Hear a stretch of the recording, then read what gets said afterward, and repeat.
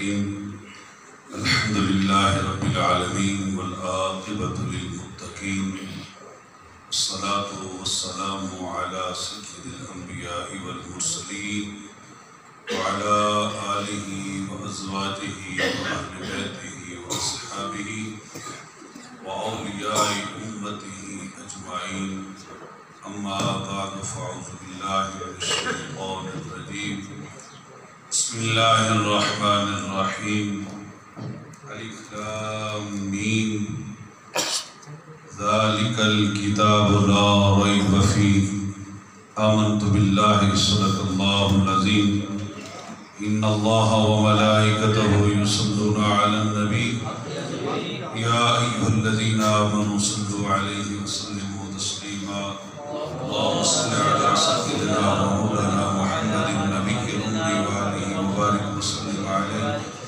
الصلاة والسلام عليك يا سيدي يا رسول الله وعلى آلك وأصحابك يا سيدي يا حبيب الله الصلاة والسلام عليك يا جد الحسن والحسين وعلى آلك وأصحابك يا خاتم النبيين حمد و صلاة کے بعد نہایت قابل صد عزت و احترام علماء اکرام ثناخان مصطفیٰ قابل صد احترام بزرگوں بھائی و دوستوں عزیزوں السلام علیکم ورحمۃ اللہ وبرکاتہ۔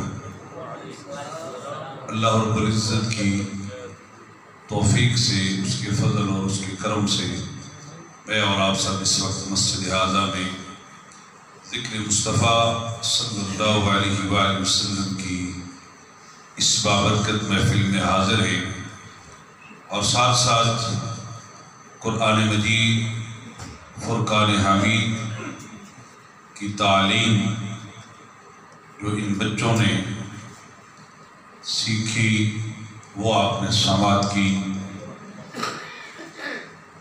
مجھ سے کب آپ صاحب گفتگو فرما رہے تھے، میں مبارکباد پیش کرتا ہوں حافظ محمد آفتاب صاحب کو اور ان تمام بچوں کو، ان کے والدین کو،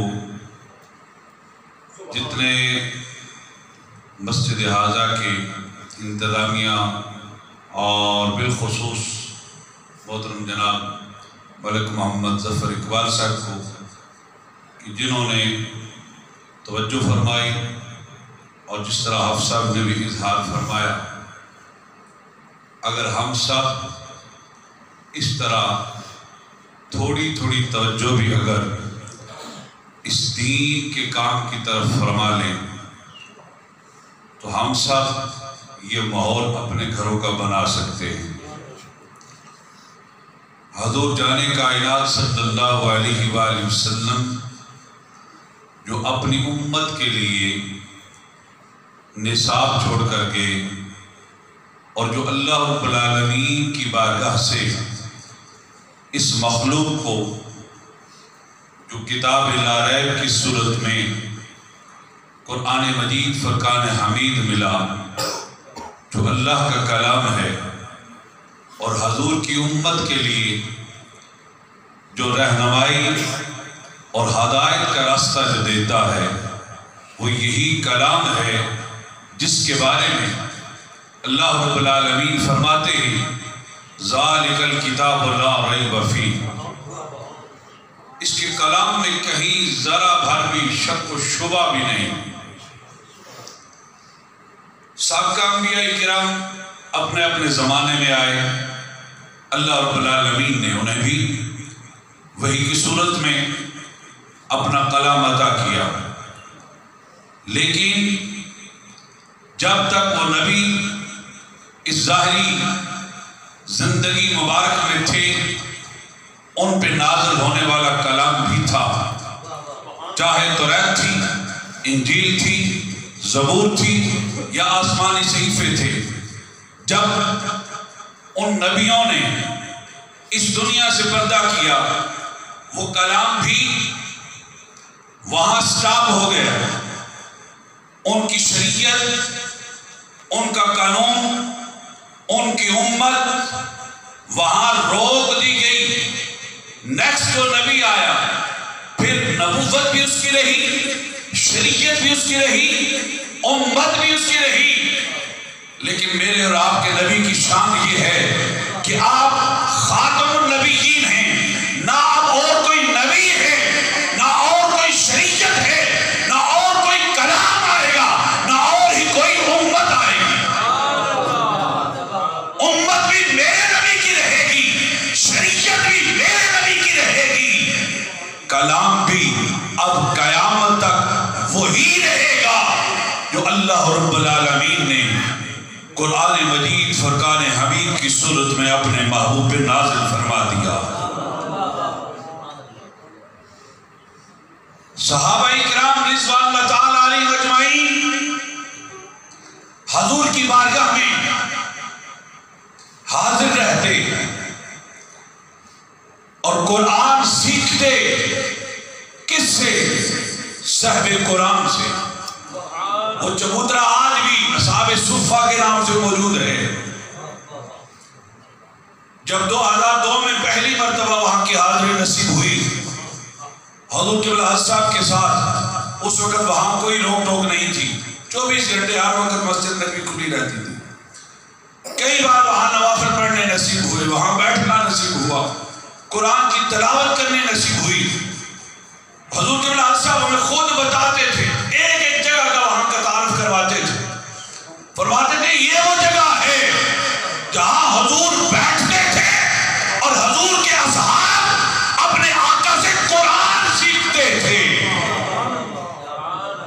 یہ کوئی معمولی سا کام نہیں ہے۔ شاید کسی کی نگاہ میں جس طرح ہم پر یہ دنیا داری ہمارے دماغ پہ سوار ہو جاتی ہے نا، جس بچے کو ہم ٹوپی پہنی ہوئی دیکھتے ہیں، اسی معاشرے کے اندر ایسے لوگ بھی ہیں۔ سب کی میں بات نہیں کر رہا، بہت اچھے اچھے لوگ بھی ہیں، دین کے ساتھ محبت کرنے والے بھی لوگ ہیں، دین کو سمجھنے اور سمجھانے والے بھی لوگ ہیں، سب کی بات نہیں ہو رہی۔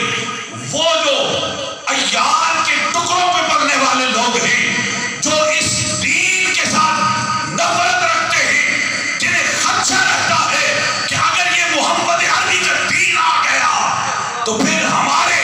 یہ سال بھر کے ساتھ نہیں رہیں گے، ہمیں لٹکا دیا جائے گا، پھر چور کو بھی ڈر رہتا ہے کہ اس کے ہاتھ سلامت نہیں رہیں گے، کاٹ دیے جائیں گے، پھر زانی بھی ڈرتا ہے کہ اسے زندہ کھڑا کر کے حضور کی شریعت یہ حکم دیتی ہے کہ پتھر مار مار کے سنسار کر دیا جا۔ اس تحریکت کے لوگ جب اس دین پڑھنے والے بچوں کے سروں پہ ٹوپیاں دیکھتے ہیں نا، تو ان کی زبانوں سے جو بکواسات نکلتے ہیں اور گھٹیا باتیں جو نکلتی ہیں وہ یہ ہوتی ہیں، اے تک انہیں دیا بیچارے شودے، اے باس جناب مسیحی جلیم، اے مدرسے جلیم۔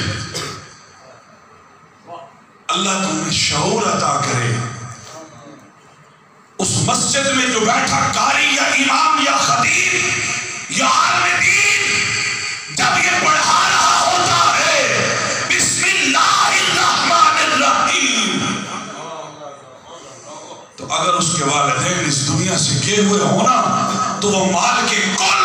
وہ فرماتا ہے یہ زمین پر رہ کر مجھے رحمان الرحیم کہہ رہا ہے، اور مجھے اب حیا آتی ہے کہ میں اس کے والدین کو قبر میں عذاب دوں۔ نعرہ تکبیر، نعرہ رسالت، نعرہ تحقیق، نعرہ حیدری، آستانہ علی حضرت شاہ ولیعہد، علماء اہل سنت۔ وہ رحمان الرحیم اس کے گزرے ہوئے والدین، اس کے آباء و اجداد اور اس کے وہ رشتہ دار جو ایمان کی حالت میں اس دنیا سے رخصت ہو چکے ہوتے ہیں، مالک کی رحمت جوش میں آ جاتی ہے اور وہ کریم خالق فرماتا ہے یہ اس کی نسل میں سے زمین پر بیٹھ کر مجھے رحمان الرحیم کہہ رہا ہے، اور میں اس کے بڑوں کی قبروں میں عذاب نازل کروں۔ عذاب روک دیے جاتے ہیں، رحمت کے اس کے فضل کے دروازے کھول دیے جاتے ہیں، کرم ہی کرم ہو جاتا ہے، اور جس کا بچہ یا حافظ یا عالم دین کے پاس بیٹھ کے پڑھتا ہے تو پھر اندازہ لگائیں کہ اس پر اس مالک کے کرم اور فضل کے دروازے کتنے کھلتے ہوں۔ میرے اور آپ کے نبی صلی اللہ علیہ وآلہ وسلم نے فرمایا کہ لوگوں اپنے بچوں کو میری محبت سکھاؤ، پھر فرمایا اپنے بچوں کو قرآن پڑھنا سکھاؤ، پھر فرمایا اپنے بچوں کو میری آل کی محبت سکھاؤ۔ ہم جو دین پہ بحثیں کرتے ہیں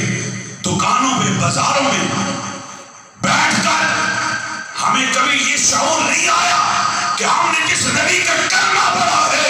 وہ نبی تو ہمیں یہ حکم دے کر گیا ہے کہ اپنے بچوں کو اپنے نبی کی بھی محبت سکھاؤ، اپنے بچوں کو مجھ پر وہ جو اللہ کا کلام نازل ہوا ہے جسے قرآن مجید فرقان حمید کہا جاتا ہے وہ قرآن سکھاؤ۔ حضور نے یہ کیوں ارشاد فرمایا کہ میری اہل بیت کی محبت سکھاؤ؟ جب تک حضور اس کائنات میں تشریف فرما تھے تو جو ایمان کی حالت سے رخ بدوحا کو دیکھتا وہ صحابی بنتا۔ حضرت علامہ محمد اسامہ ضمیر صاحب وعلمک ما لم تکن تعلم وکان فضل اللہ علیک عظیما پہ بات کر رہے تھے۔ یہ حضور کا وہ علم ہے جو مان کے کل نے عطا کیا قیامت تک۔ اب مصطفیٰ صلی اللہ علیہ وآلہ وسلم کی نگاہ نبوت سے کوئی چیز پوشیدہ نہیں رہی۔ حضور کو حافظ صاحب نے علم عطا کیا بچوں کو، آپ نے دیکھا ایک ہی لائن میں کھڑے ہوئے تبارک الذی بیدہ الملک وہو علی کل شیء قدیر سے آغاز ہوا، ایک ایک آیت بچے پڑھتے آئے، سورہ ملک اختتام پہ پہنچی تو جس ہستی کو مال کے کائنات نے خود علم عطا کیا ہے اسے محمد مصطفیٰ کہا جاتا ہے۔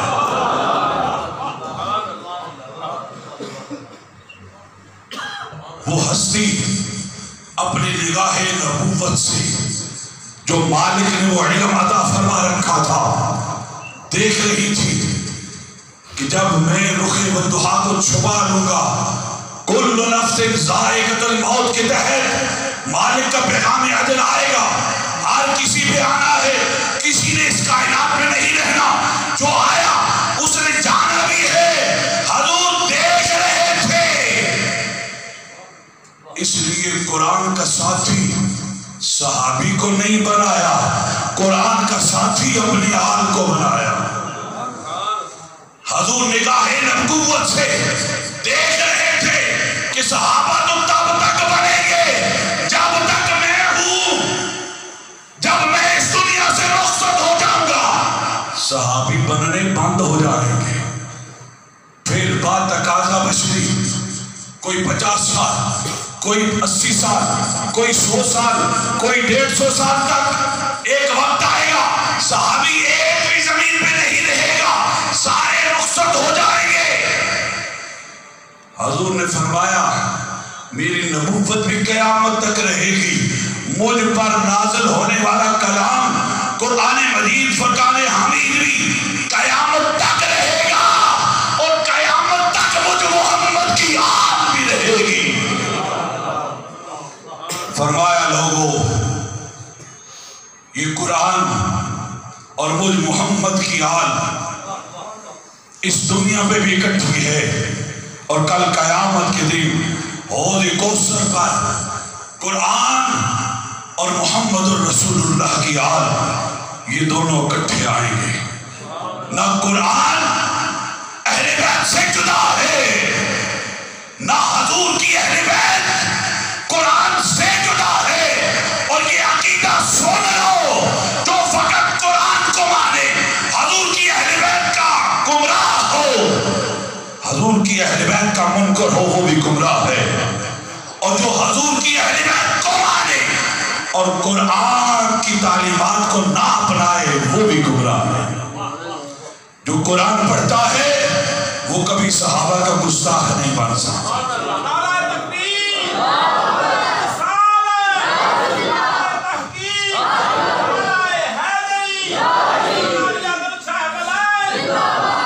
قرآن کے اندر لکھا ہوا ہے رضی اللہ عنہم ورضوا عنہ، جن پر اللہ راضی ہے اور اللہ کی عطا پر وہ ہستیاں راضی ہیں. اس لیے فرمایا قرآن بھی سکھاؤ، میری اہل بیت کی محبت بھی سکھاؤ. یہ تینوں چیزیں حضور نے ارشاد فرما دی. پہلی محبت اپنی ذات پھیرائی کہ جس نے یہ کلمہ حق پڑھا ہے لا الہ الا اللہ محمد الرسول اللہ، پہلا اس پہ حق یہ ہے کہ مجھ محمد سے پیار کرے. دوسرا حق یہ ہے کہ جو کلام مجھ پر نازل ہوا ہے اسے سیکھے بھی سکھائے بھی. تیسرا حق یہ ہے کہ قیامت تک کیونکہ یہ کلام اور میری اہل بیت اکٹھی ہے، میری اہل بیت کے ساتھ بھی محبت کرے. اللہ رب العالمین کی بارگاہ میں دعا ہے کہ یہ جو قرآن پڑھایا ان بچوں نے پڑھا، اور جتنے بھی بچے دیگر بچیاں بھی اداروں میں پڑھتی ہیں، مدرسوں میں پڑھتی ہیں، اللہ رب العالمین ان سب کو دین کا علم سیکھنے اور پھر اس پر عمل کرنے اور پھر اسی چراغ کے ساتھ اور شمع جلانے کی توفیق عطا فرمائے. اور میں اور آپ سب، ہم سب کے لیے یہ آج یہی دعوت ہے، یہی پیغام فکر ہے کہ بے شک سکولوں میں ضرور پڑھاؤ. آج وقت جا رہا ہے، اس دنیاوی تعلیم کے بغیر بھی آپ اس معاشرے میں نہیں جی سکتے. اس تعلیم کے بغیر آپ کسی کو کیا دعوت فکر دیں گے؟ کسی کے ساتھ آپ نے دین کے معاملے میں بات کرنی ہے تو کیسے کریں گے؟ یہ تعلیم دنیا کی زندگی گزارنے کے لیے اور اس معاشرے میں کامیابی کی طرح رہنے کے لیے ضرور بچوں کو دلواؤ، لیکن اللہ اور اللہ کے رسول کی رضا پانے کے لیے. اس دنیا، قبر اور قیامت تک اس گھڑی میں اپنے رب کو راضی کرنے کے لیے اس کلام کو بھی اپنی اولاد کو ضرور سکھاؤ جو میرے اور آپ کے نبی کے سینہ علم نشرہ میں نازل ہوا ہے. اللہ رب العالمین ہم سب کو عمل صالح کی توفیق عطا فرمائے.